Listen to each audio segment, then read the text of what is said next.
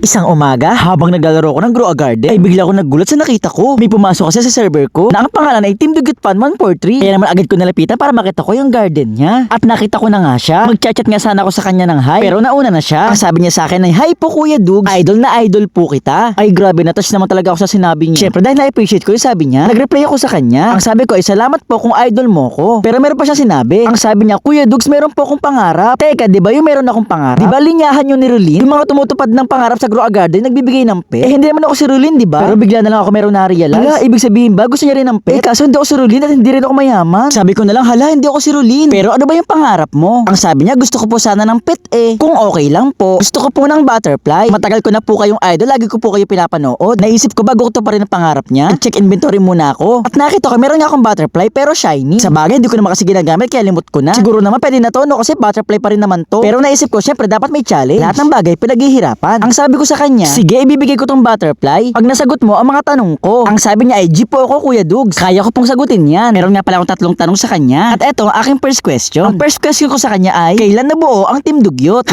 Maniniwala talaga ako na totoong fan siya kapag nasagot niya ang tanong na to. Ang sabi niya ay, 2023 po. Hala, nagulat ako sa sagot niya, 2023. Kasi nagsimula talaga ang Team Dugyot noong 2019. Pero noong 2023 naman ay nabuo ang Team Dugyot 2.0. Kaya naman ay consider o tinatanggap ko ang sagot niyang 2023. Okay, tama ang sagot mo. Pero may 2 questions pa para matupad ang pangarap mong butterfly. Ang sabi niya ay, "Okay po Kuya Dugs, ready na ako." Itong susunod na tanong ko sa kanya ay medyo madali lang naman. Ang tanong ko sa kanya ay, sino-sino ang member ng Team Dugyot? Dapat kompleto ha. Medyo matagal siyang sumagot dahil bawal mag-countdown sa chat. Nag-countdown na lang ako sa personal. 10, 9, 8, 7, 6, 5. Nung 5 seconds na bigla siyang sumagot. Ang sagot niya ay, una po ay ikaw Kuya Dugs. Si Boy Skincare, si Boy Susi, next ay si Boy Ubo. Ang huling sagot niya ay si Boy Machuno rin. Hala, bigla nga pala ako nagulat. Hindi dahil sa sagot niya, kundi dahil mayroong pumasok na sikat sa server ko. Ayan o si Rolin. Your connection Rolin has joined the experience. Pero balik tayo sa kanya. Sabi ko, wow, ang galing mo, tama ang sagot mo. Kung nababasa niyo nga itong mga chat ay marami nang gustong sumali. Eto na nga pala ang last question. Para sa pangarap niyang butterfly, eto na pinakamahirap na itatanong ko sa kanya. Sino ang kamukha kong artista? Tama ang sagot niya, meron na siyang butterfly. Ang sabi niya ay Daniel Padilla po. Kasi hindi lang niya, meron pang pahabol na